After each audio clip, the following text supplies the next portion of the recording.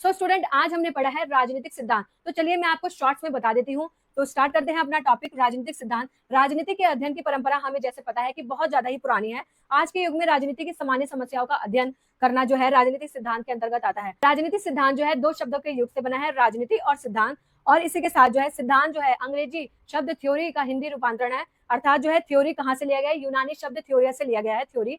इसी के साथ जो है इसका अर्थ क्या है? भावनात्मक सोच विचार। राजनीतिक सिद्धांत का अर्थ क्या है? भावनात्मक रूप से सोच विचार की एक ऐसी मानसिक दृष्टि जो कि एक वस्तु के अस्तित्व और उसके कारणों को प्रकट करती है। अर्थात हम जो है राजनीतिक सिद्धांत के अंतर्गत बहुत ज्यादा ही भावनात्मक रूप से सोच विचार करते हैं, जिसमें जो है एक वस्तु का अस्तित्व और उसके कारण प्रकट होते हैं।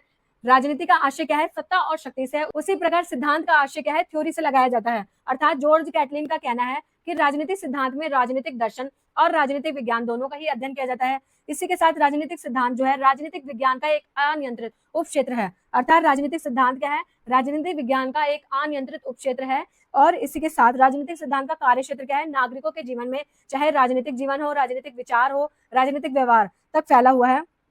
इसी के साथ राजनीतिक क्या है? उसके सामाजिक, आर्थिक, नैतिक, मनोवैज्ञानिक आदि संबंध को समझाने का प्रयास जो है राजनीतिक सिद्धांत के अंतर्गत किया जाता है।